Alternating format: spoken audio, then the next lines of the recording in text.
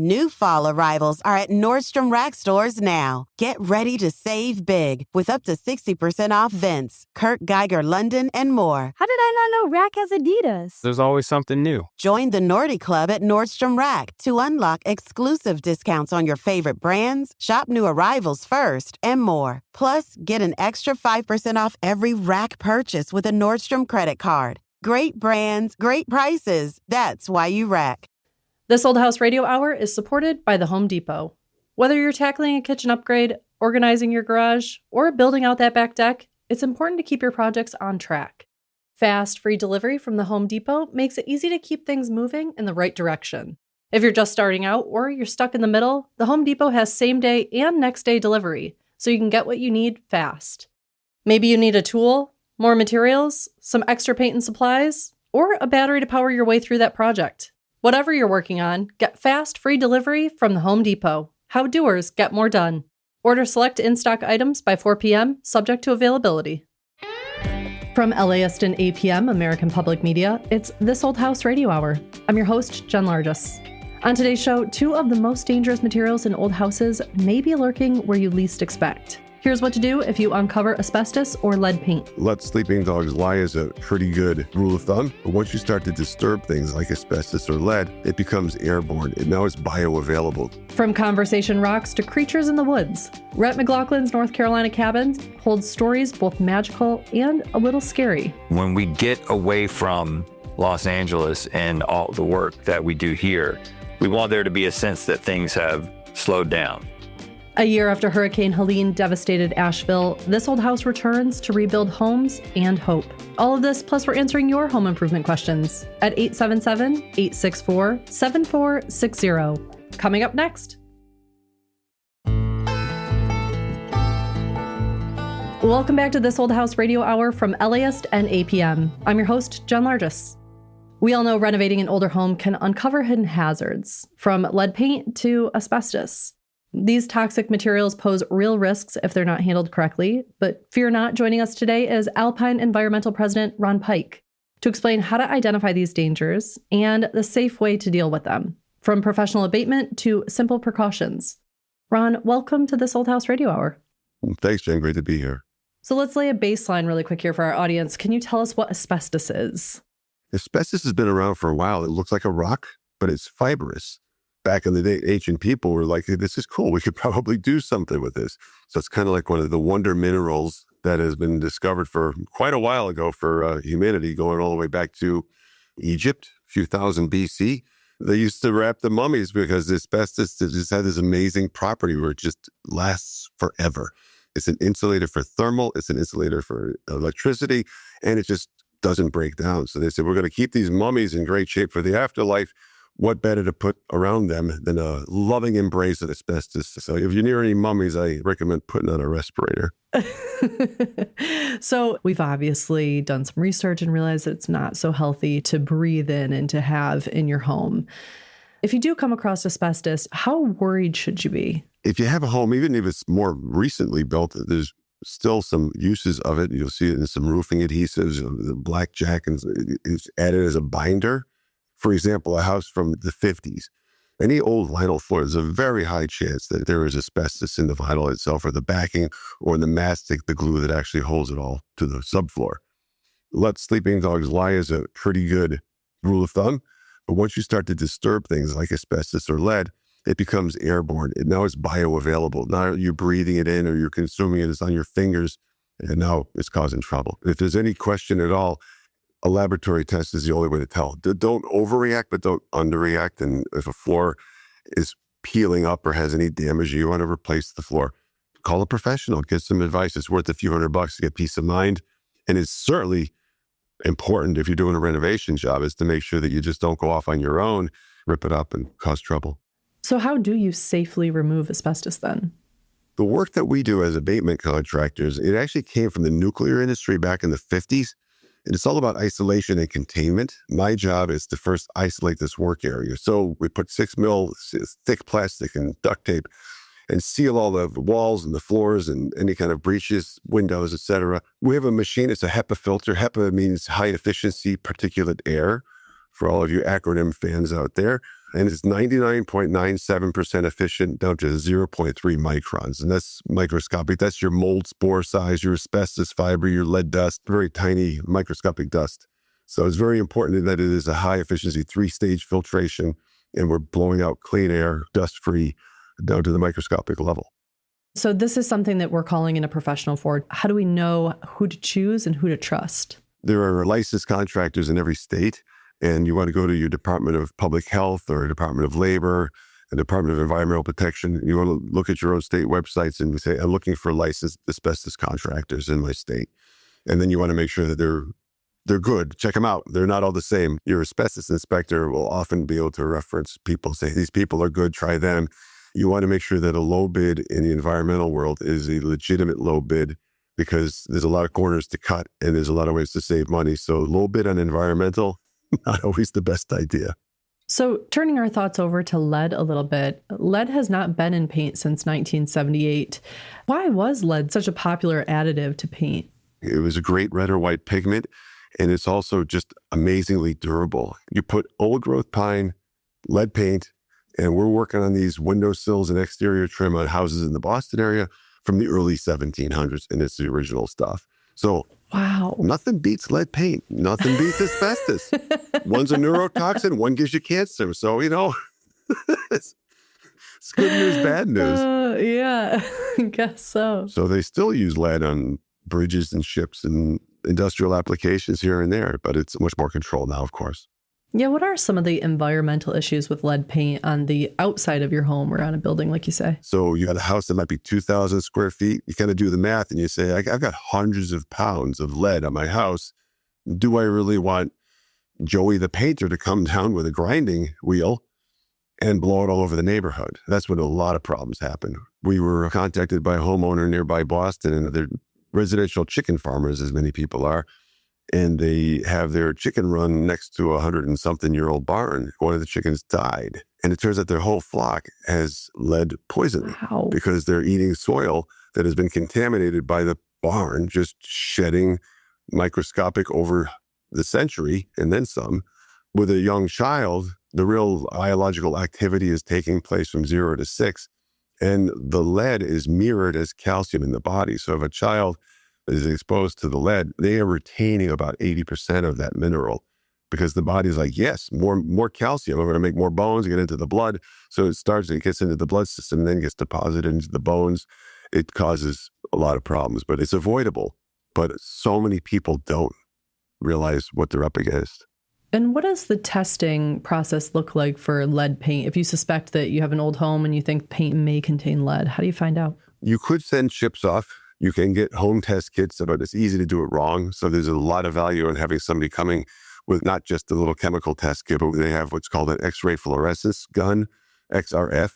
It will actually read through the layers. So even if it's behind paneling or even some thin sheetrock, it'll penetrate and tell you've got lead in there. Well, this is such important information, and we really appreciate your expertise here. This is something we all need to be aware of and need to keep in the back of our head as we're doing these renovations, as a lot of our listeners do. Right. That was Ron Pike. For more information on lead paint and asbestos abatement, go to alpine-environmental.com. Right now, we're tackling your DIY and home improvement questions. We've got an expert on site to help you get the job done right. Call us now at 877-864-7460. That's 877-864-7460, and we'll match you with the right expert. Hello, you're on This Old House Radio Hour. Hello, my name is Jason. I'm calling from Atlanta, Georgia. Hey, Jason, what's your question today? Yeah, so my wife and I recently, within the last year, remodeled our master bathroom. We did a full remodel. We even redid the flooring. And we put down the LVP, like wood-looking flooring, because it was the bathroom and good for wet areas. I read the instructions on the box, and it said that you couldn't have a difference in height of more than like 1/8 of an inch. So I made sure to get my floor scraper out and scrape all of the leftover mortar off. And after we installed the floor, there was popping where the joints, where there was, I guess, more than 1/8 of an inch gap. And so I'm hoping that there is some way to sort of solve this problem without having to redo the whole floor. Absolutely. Yeah, that's a lot to unpack. To help answer your question, we have Zach Detmore, a general contractor for the show. And Zach, have you ever seen this happen before with LVP installation? Certainly I have, Jason. This happens all the time. And you know what? I commend you for reading the instructions because at least you did that. Even if you didn't nail that 1/8 of an inch in 6 feet. I feel like the manufacturers kind of do you dirty when they tell you about this 1/8 of an inch, because the way it's typically described is they'll say the floor must be flat within 3/16 of an inch of variation over 10 feet. So that means if you took a 10-foot level and put, a nickel and a penny on the other side, that would technically be outside of what's allowed in terms of flatness, which is insane for a house made of wood. Who has a 10-foot level? Yeah, who can even afford a 10-foot level, right? Zach Detmore does. Yeah. In retrospect, I probably should have used floor leveler, right? Yeah, that would have helped. Something you're referring to is probably what people like to call self-leveling floor underlayment. Yeah. Which is like the Chilean sea bass of misrepresentation. That stuff doesn't self-level. You need a lot of skill and tools to get that stuff to flow out correctly. So you could have done that and still had this problem. Oh, okay. It doesn't just flow to dead level like water would. It needs to be tooled and pushed around, and it takes some skill and practice. Ask me how I know. I've got 2 solutions for you. One is to get yourself a set of headphones and put them on whenever you go in the bathroom. Okay.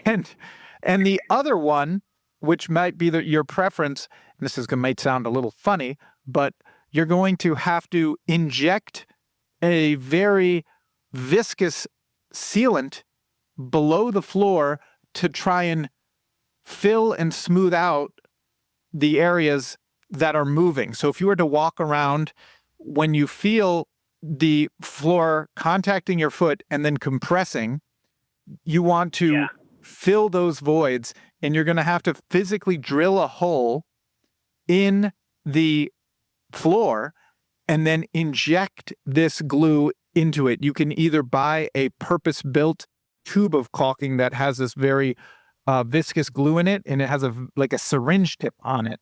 It actually will flow out and fill those voids, and then you can take a wax crayon or something that's the same color and fill that little hole you made. But that's my solution. I think that's the only way to fix this problem that doesn't involve ripping the floor out. Or you could dump self-leveler on top of the floor and start all over again.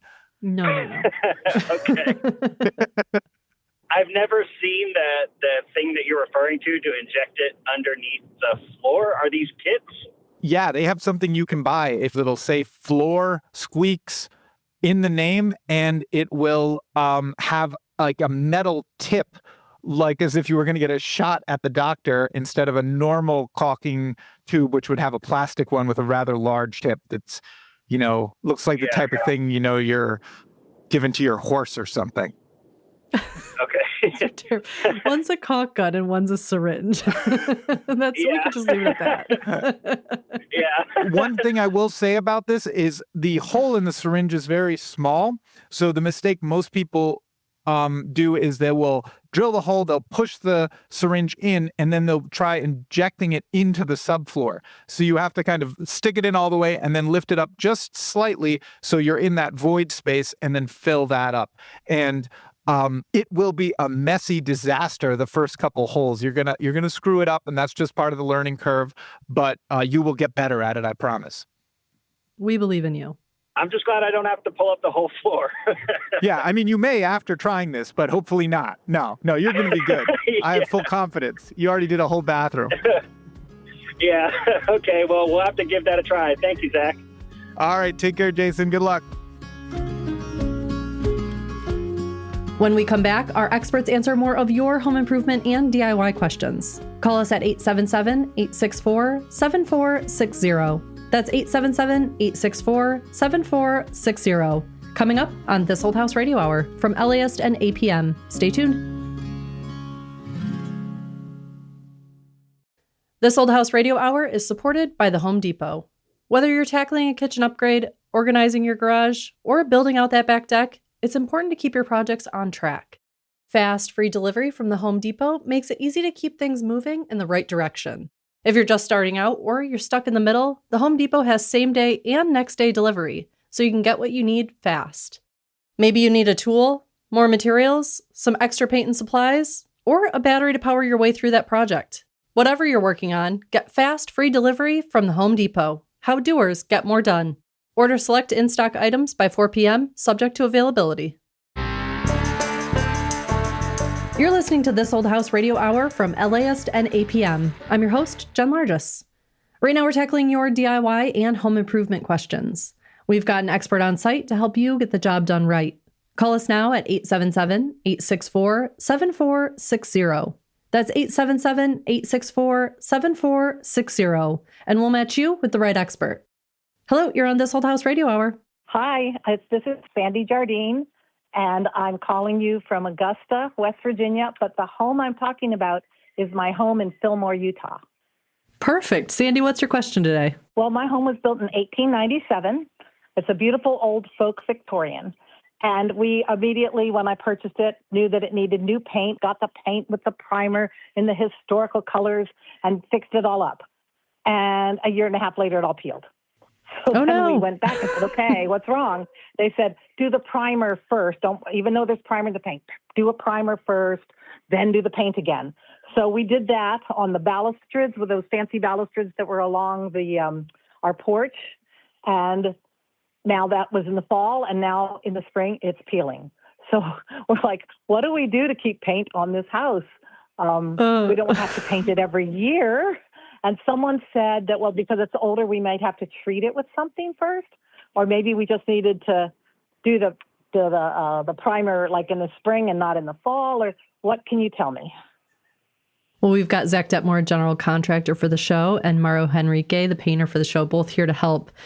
Mauro, what do you need to know about this paint installation to see if you can get to the bottom of it? We're talking about the front porch balusters, correct? Yes. They're about 100 years old, but they're still in good condition. Did you guys did any preparation before you paint? Yes, we totally sanded it, using sanders and the little itty-bitty Dremel and all that till we got just to the wood. Okay. And then the first time, like I said, we painted it with a historical paint, like the top-of-the-line paint that had primer built in.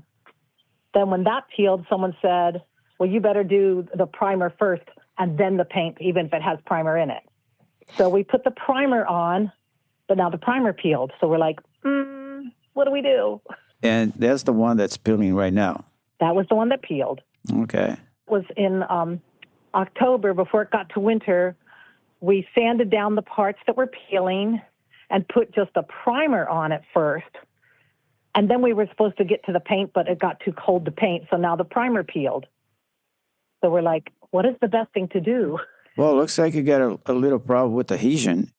Zach, do you have anything you can add?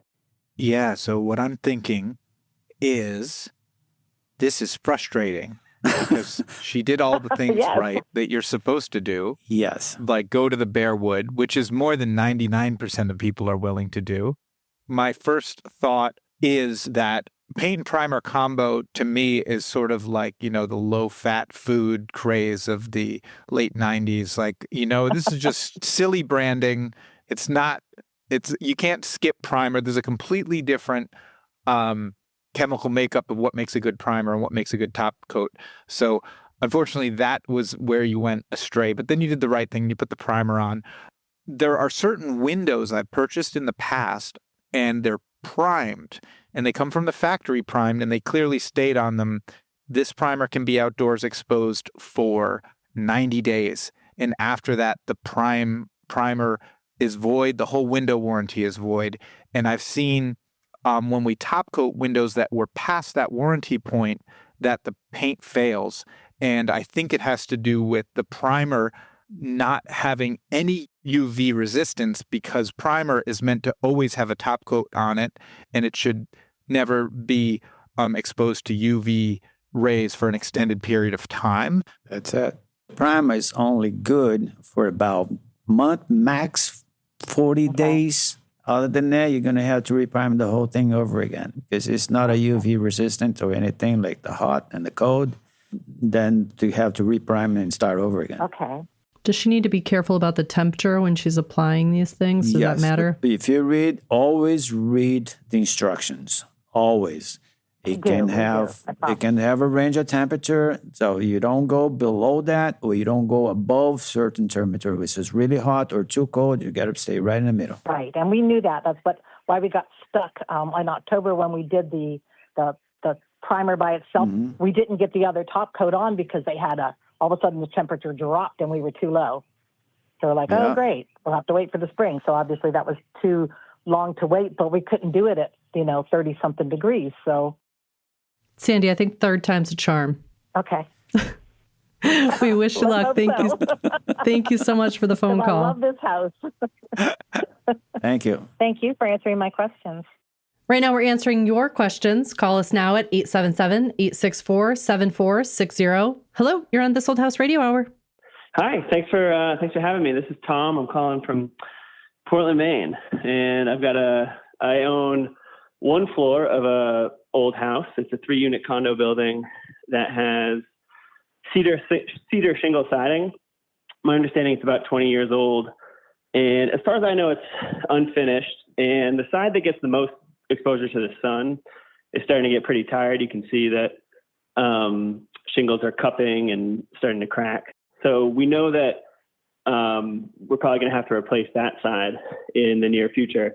What I can't really get a handle on is what to do with the rest of the building. So is it worth trying to clean and refinish the rest of the shingles or just leave them alone? And I try to search the internet, but most of the information it seems like you can find is from people who want to sell you shingle cleaning services. So I'm just trying to get, a handle on what we ought to be doing, how we ought to be thinking about that. Absolutely. Well, to help you answer your question, we've got Zach Detmore, a general contractor with the show, here with us. Zach, he's got shingles that are cupping and breaking off, so he knows he needs to replace those. But is there a way to clean the shingles on the other sides? Is that a thing? Well, Tom is in luck because I actually just opened a shingle cleaning business in Portland, Maine. No. And for $25,000, I can be out there tomorrow with a wire brush. So you called the right guy. No, he's going to hang up on us. With our special concoction, we're going to make those shingles look like new. Just what I was looking for. So yeah, let me get some facts, Tom. What Sure. Are the shingles sort of natural and they've just sort of silvered out, or is there a solid or transparent stain on there right now? I don't think there's any solid or transparent stain. Like the ones that are on the side of the building where they haven't seen the most sun are just kind of gray. And yeah, it doesn't look to me like there's anything on them. My preference would be to just put the new shingles on and let them silver out and call it a day. Because it sounds like to me, you own part of this building, but you're going to have to negotiate with at least 2 other parties on this. Is that true? Correct. And that's correct. And I would say we're at least, we haven't seen any quits yet. So everybody's pretty collaborative and, collegial on this. It's not. And we've already we won on own that front. A floor.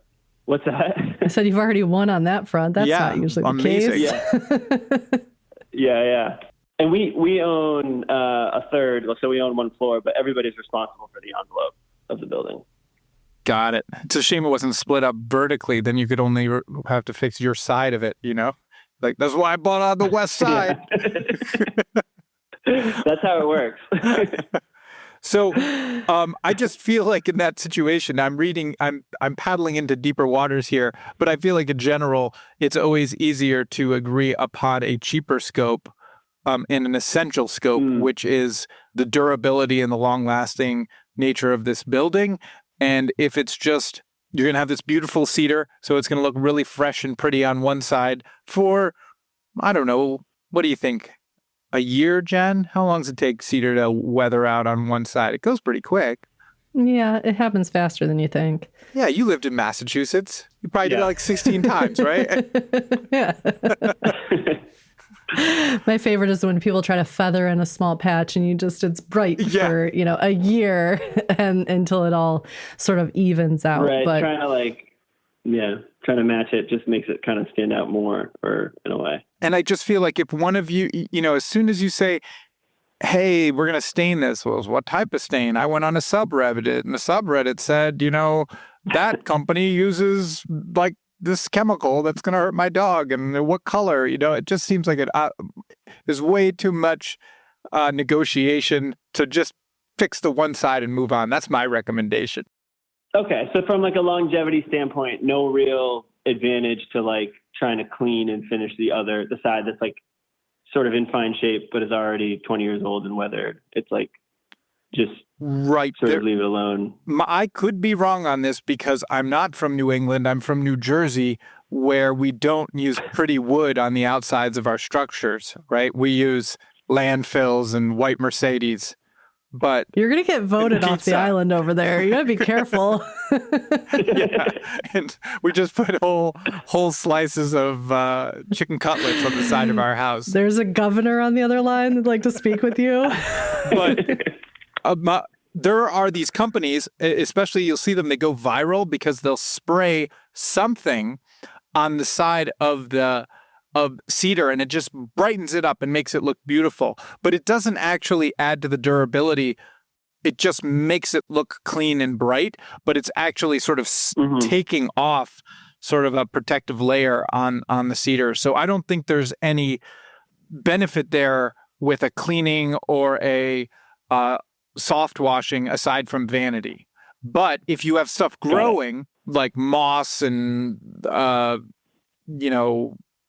lichen, I don't know, flowers, you want to get... Oh, I thought that was like an advantage, like a green siding kind of thing. Yeah, if there's stuff like growing, get it off of there. But if it's just dirty, don't worry about it. It's fine.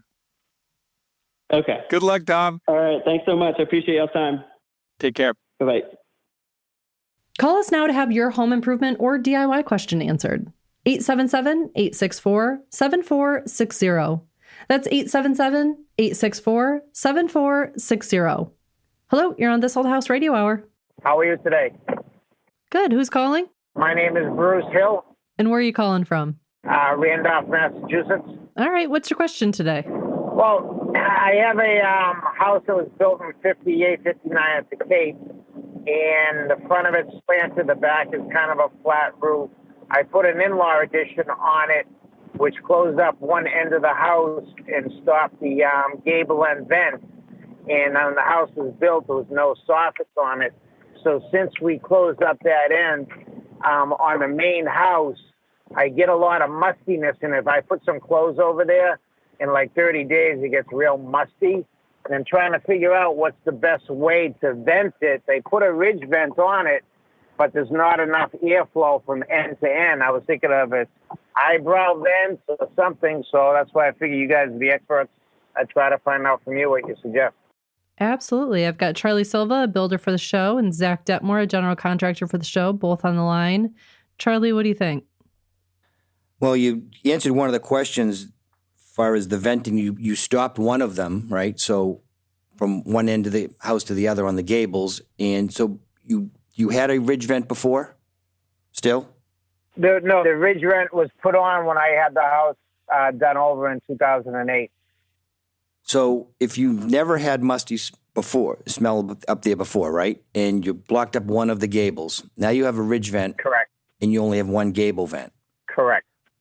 And if you don't have a soffit vent, which was where the air would pull from up to the ridge. Correct. Right? And if you can't put one in, I think maybe the simplest answer would be possibly putting a power vent on maybe the gable itself just to pull air down through. But what I don't understand is why you're getting a musty smell up there. You like musty like dampness? No, like if you put clothes over there in about 30 days, when you smell them, they have like a mustiness to them. So you're storing clothes, you're saying in the attic? No, what it is the upstairs or the other side of the house has 3 bedrooms in the back. Oh, so it's a finished... The front of it is... Correct. Oh. My first gut feeling would be is you have a bathroom up there, right? Is it vented properly to the outside? It's probably not even used, but no, the vent was taken out. My father, when they built the house, had it vented into the attic, which was foolish, so we just stopped it, but we never used that bathroom anyways. But would that still cause a problem? Well, I mean, Jack, what do you think? It's hard to tell if this is 100, if this is an unfinished space, it's partially finished, but anywhere you have heat on one side and cold on the other, you get the possibility of condensation forming on something. And when it does, and it doesn't dry out quickly, you can get some smells going. So it sounds like when you've well-ventilated spaces, typically moisture dries quickly, and then you don't have a smell, and that's what keeps a lot of old houses sort of thriving. But as we build differently, and we're not always thoughtful for the sort of ramifications, the way we're sealing things up, maybe with in this case the vent getting closed, it can sort of change the dynamics. So I think probably if you're not going to seal up things even tighter and think about the way the house can dry out, then the simple thing might be what Charlie says, which is add some mechanical ventilation to just sort of make sure things are drying properly. I grew up in the house, and upstairs all our kids were up there, and we never had a problem. But in 2008, when I put the addition on, like I said, it closed up one end. In the attic, it would be in the front of the slanted part of the house, and then the back side is all the bedrooms and hallway. So I'm wondering if what you're saying, if it needs a power vent. Well, let's say you have a gable house, a cape, whatever it might be, and you have a vent on one end of the gable, and on the other end of the gable, air wants to move back and forth left to right. That's not enough volume of square inches in those vents. So a lot of times people would put a ridge vent on, and then it's like opening a window downstairs in your house and then opening one on the other side. You get a cross ventilation, pulls the air through, right? That's a nice way to cool the house down. Yep. So I think by putting a power vent maybe at the end of your gable, you could also, it's not thermostatically controlled, so you could set it at 85 degrees, for example. So in the summertime, it's not going to continuously run. It'll click on when it's 85 or 110, whatever you want to do, and it's going to pull the air from the ridge down through the gable and out.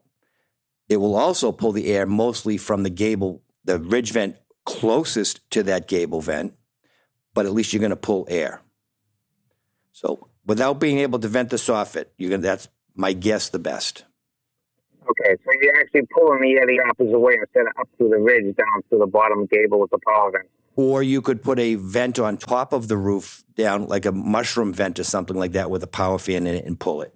But okay, you could do that too. But I think sounds to me the easiest way to get to it is the gable vent. Great advice, Charlie. Is that similar to what they call eyebrow vents? No, this is going to go on the roof itself. A roofer could cut it in for you. Okay. Yep. And you want to keep it as low as possible in that, picture the floor of this attic little crawl space. Yeah. You want to get it close to that as you can so the air pulls from there up to the ridge. Okay. And what are those vents called? Just a roof vent. Just a roof vent. Okay. I mean, they're probably like 12 by 12, 16 by 16 each, something like that. You'll also see them on a house it'll look like they spin and turn around. You'll see them in some places, and that pulls the air. But I'm getting a sign that I have to stop talking. Thank you very much for your help. Yes. I appreciate it. Oh, is that the different sign? We appreciate the call, Bruce. Hopefully that was helpful. Good luck, Bruce. Take care. Thank you very much. I appreciate your show and enjoy the rest of your day. You too. You too. When we come back, 1 year after Hurricane Helene devastated North Carolina, we check in with Kevin O'Connor, host of This Old House, to discuss the rebuilding efforts featured in the upcoming season.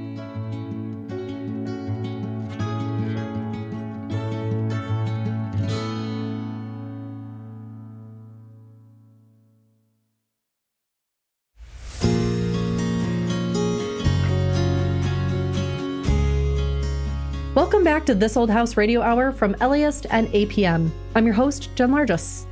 Coming up, This Old House returns to Asheville to spotlight the rebuilding efforts of an area devastated by Hurricane Helene just 1 year ago this week. But first, Rhett McLaughlin, comedian, storyteller, and co-host of Good Mythical Morning, takes us inside his North Carolina log cabin, where family traditions, sacred spaces, and even a few spooky nights reveal what home means now. Hi, I'm Rhett McLaughlin. I'm one half of a comedy duo called Rhett and Link, and this is my old house. Home has always meant where my people are. North Carolina has always been that for me. It's where I became who I am. It's where all of my family is. It's where all of my wife Jesse's family is. When we decided that we wanted to have a property in North Carolina, there were a few criteria that we had in mind.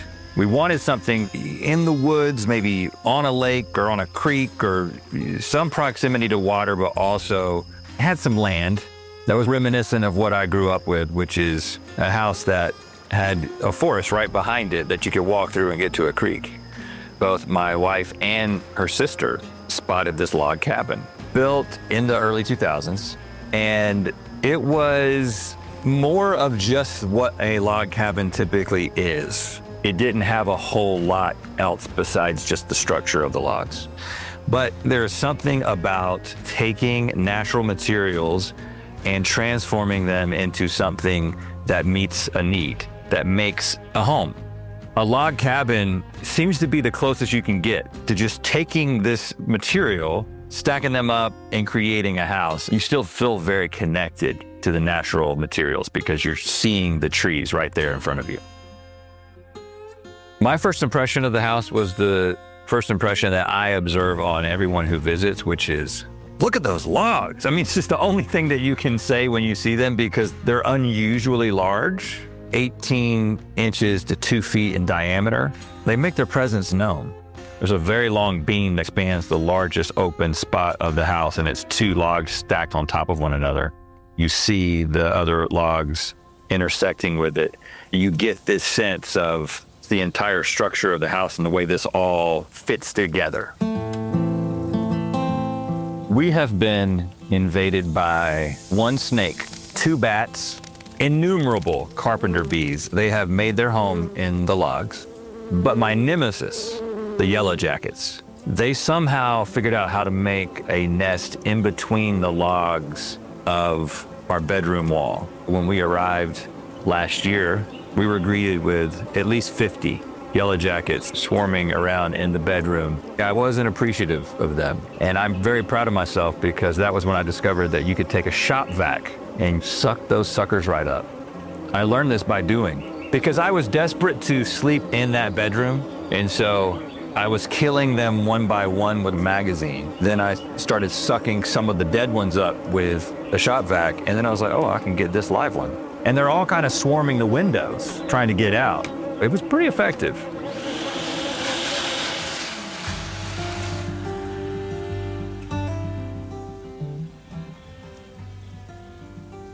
When we get away from Los Angeles and all the work that we do here, we want there to be a sense that things have slowed down, that things are quieter, and they are quieter. You cannot hear a car on the back porch. You just hear these forest sounds. I was in the backyard and we heard a sound that I could only describe as the scream of a terrified child. As soon as we looked into the woods, we noticed all of these sets of eyes. And it really began to feel like we were in some sort of Children of the Corn situation. And then they began to move, and I realized that those aren't children, those are deer, a lot of deer in the woods. And as the light from the house reflects off their eyes, it's just this eerie, glowing thing. Then I began to ask the internet, what might sound like a screaming child in the woods of North Carolina at night? It turns out it's an owl. I think it's called a screech owl. If you're not expecting it, it is wild. My favorite room in the house is the living room. You can see most of the structure at that point. You can see this big A-frame in the middle supporting both the second story and the floor that you're on. We see the giant fireplace that Jessie built with this incredible mantle that she had custom made. You can appreciate the house, and you have windows looking out into the woods so you really see the setting that you're in. Jesse's goal was to honor the idea of a log cabin at the same time exploring some things that she hasn't seen before. She sees spaces as she wants to tell a story with that space. I think that she was hoping to instill a sense of wonder in anyone who comes in the house. There's definitely a retreat vibe, a calming vibe. You feel this sense of togetherness and you get a sense for the environment at the same time. There's been a few moments where we stopped and realized this cabin is serving its intended purpose. On one end of the spectrum was when we gathered both my family and Jesse's family all together for Thanksgiving. I had concocted this Thanksgiving Olympics idea that was essentially taking a bunch of these TikTok games that you see families playing online, and everyone faced off against each other, this tournament style. And this is a couple of pretty competitive families, and everyone was getting so into it and things were getting so loud. And I realized that this has never happened before. We've never brought everyone together in this way, and it's working. And this is the perfect space for it. And then at the other end of the spectrum, the mornings that Jesse and I have had where we're just sitting in the living room, sort of slowly waking up, talking about what we're gonna do that day on a day where we don't actually have to do any work. Those quiet moments, the big moments and the small moments, we've already experienced some of those in the cabin and realized that this is doing what we intended.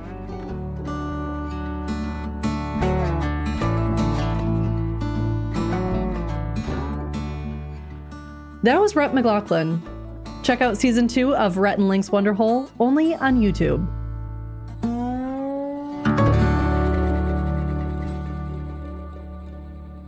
This week marks 1 year since Hurricane Helene struck North Carolina, carving a path through areas like Asheville, Swannanoa, and other inland counties. Helene is the most expensive natural disaster in North Carolina's history, causing over $59 billion in damages. Also this week, season 47 of This Old House premieres, as our team visits the area to document the aftermath and help them rebuild. Joining us now is Kevin O'Connor, host of the TV series This Old House and Ask This Old House. He joins us to reflect on the year-long rebuild and where we go from here. Kevin, welcome to This Old House Radio Hour. Jen, so nice to be with you. It's so nice to be with you too. So since 2003, you've been hosting This Old House and Ask This Old House. How would you compare Asheville to other areas where the show has worked and contributed to restoration efforts? Well, it was hit hard, for sure. It's a little difficult to compare. This Old House was down in New Orleans after Katrina. We were in New Jersey after Sandy. We were up in California after the Paradise Fire. They're all really bad.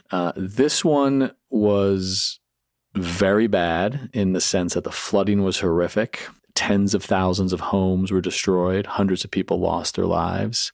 It was unique from all of the others because it was so unexpected, I think, in our country's consciousness. Western North Carolina, the city of Asheville, sits 500 miles inland. So when, the hurricane hit the Florida coast, a lot of people thought that was the end of it. And no one was expecting a, quote unquote, hurricane to cause such horrific damage 500 miles inland. And as you know, Western North Carolina, it's a mountainous region. It's very tree dense. The city of Asheville is beautiful, mostly because of these beautiful mountains, the Blue Ridge Mountains and all these trees. That storm continued north after it hit landfall in Florida and then hovered over Western North Carolina. And in this case, it's all running downhill. So it's causing mudslides. It's wiping out trees. There's 100-mile-an-hour wind gusts that are blowing trees down. And then it's swelling the rivers. Some of which, rose 20, upwards of 30 feet. So the flooding was catastrophic and unexpected. The tree damage was catastrophic. The wind damage, roads were sliced in half or completely covered in trees. So people were cut off, drinking water was shut off. And then of course there's the loss of life and the loss of all those structures. So it was devastating for sure. And so part of the season follows 5 families in the town of Swannanoa, North Carolina. In this clip, you check in with those families roughly 7 months after the storm as the rebuild is happening. I mean, I'm glad to see the smiles and hear about all the progress. I would imagine it's probably a little bit more difficult than you guys are letting on. Like, how are you holding up? I mean, emotionally, and how's the neighborhood holding up? I think we've all experienced a lot, and it's been a real roller coaster ride. I think we lost a lot of security with losing our home, and I also don't think any of us were ready for a home renovation, but here we are, and I think we're excited about kind of the future and hopeful. During that moment in the series, you can really see the toll it has taken on people. But I think really remarkably, they seem to be looking forward to what's ahead. This is something that we have seen in every area when this old house has shown up after a natural disaster, whether it was Katrina, Sandy, Paradise, and others. The resiliency of people when they've gone through their worst day, it blows you away. You would think, leave, go somewhere else. And yet there we are talking to people who are absolutely determined, to rebuild. Sometimes they're forced to because they have nowhere else to go. But mostly you hear, this is home. This is where my family is. This is where my loved ones are. These are where my neighbors are. This is all I know. And yeah, they've been through a lot, but you can hear it in their voices and in these stories, sort of, we're going to press forward. We're going to pick up one day at a time, clean up, and we're going to rebuild. It's emotionally weighty, when you're in that situation, but it's also very uplifting to sort of see their optimism and their resiliency when they all say, yep, we're coming back. What do you think the future of the structures of these homes look like in this area? Well, many are gone, for better or for worse. And so some will never be rebuilt where they were because they're clearly in harm's way, but many will be rebuilt. And, I'm hopeful that they're going to be built better and built with a sense towards resiliency. Specifically, the ones that we are working on are houses that made it. And so we're doing repairs and restorations. And, the biggest thing that we can do with flooding is to raise the house. We sort of have a new perception of what flood potential is. And so the houses that we're working on in Beacon Village, right off from the Swananoa River, there's 3 there, they're all going to be pushed up. We're not pushing them up yet because they have not determined how high they need to go, 3 feet, 5 feet, 8 feet. But as we do the renovations, we're preparing the houses knowing that they're going to go up. And so, for example, that means some big, massive central chimneys, which could be saved, are actually coming down because it's going to be very difficult to lift the house with those chimneys in place and not suffer additional damage. So they are proactively being taken down. This is an area where there aren't many basements, and so mechanical equipment was in crawl spaces underneath the house. That's not happening, going forward. Up in the roofs with the HVAC and those types of things, so that the water stays away from them, and also to facilitate a future lift. Lots of things like that. And then some of the houses didn't have water damage. They had tree damage, the wind event that caused giant trees to crash through roofs and damage the houses. And as I said, it's a very wooded area. So in those situations, after you make the repairs, we're spending a lot of time preemptively removing future growth, so any trees that are still close to the house, we're taking them down. We're telling the homeowners to stay on top of future trees that might be growing near the house and to keep them cleared. And then you have to worry about what's covering the ground, because on a sloped situation with lots of rain, you can have a lot of washout. And so Jen Nawada is actually down there helping them with plantings to make sure that they've got good soil retention that can hold that soil and that earth in place so that the houses aren't damaged in the future, either by a down tree or by sliding earth. So there are some things you can do.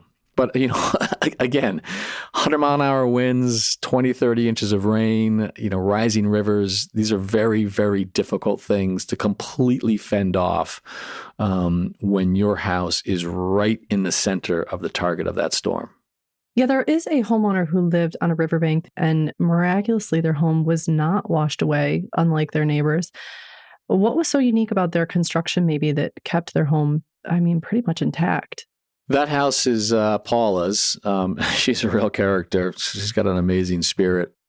It's hard to say exactly, but I will tell you, having been on site and worked on the house, one thing that really helped was that she was up the bank in that area quite a bit. So many of the houses, all the houses below her were washed away, literally just floated down the river and were destroyed. And she was probably 20 or 30 feet up the hill. She still took about 10 feet of water, up all through the first floor. But the fact that she was not lower, the current wasn't as strong up by her, I think certainly helped. And we've got a suspicion that, hers was a prefabricated house. So it was made off-site, and then it was trucked on-site and bolted together in several pieces onto a sturdy foundation. We think that actually contributed to it, really good foundation. And, big part of that process with a pre-constructed house is that when you build it off-site and you bring it to site, you make a really good effort of bolting it to the foundation that you poured for it. So we think that might have helped. So what would you say you've learned from filming in North Carolina and this season as a whole? Same thing I learned in filming in New Orleans and Paradise, California, and the Jersey Shore. Home is home. People will rebuild. It's the most important thing to them. And so I often scratch my head in the early days of, well, why not just go somewhere else? But after talking to these people and thinking about my own situation of where I live, I get it. Home is home. Everything we have tends to be in and around our neighborhoods and our community. So people will rebuild. And the question really isn't, why are you still here? The question is, how do we rebuild properly? And then the other thing that I learned in all of those situations is there's very little that is more powerful than the kindness of strangers. And the kindness of strangers comes out in spades in these situations. Random people flying in, driving in, first responders, but regular people as well, showing up out of nowhere, connecting with their community, and just lending a helping hand to people who they've never met and will probably never hang out with ever again. But it is a very, very powerful characteristic, the kindness of strangers. And seeing it in action is a very emotional thing. Absolutely. Well, Kevin, thank you so much for coming on today. We are looking forward to watching you and the team help this area rebuild. Always glad to be here, and great to see you, Jen. Thank you. That was Kevin O'Connor. This Old House Season 47 is streaming now on the Roku channel, or you can check your local PBS affiliate for showtimes. We're nearly at the end of the show, which means it's time for the Simple Fix. Hey Jen, it's Zach Detmore, general contractor for the show, and this is my Simple Fix. Looking to hide imperfections in your wall surface? My Simple Fix is to use a flat or low sheen paint. By using flat paint instead of higher sheen paints like eggshell or satin, light will be absorbed into the wall surface and major imperfections will be much less noticeable.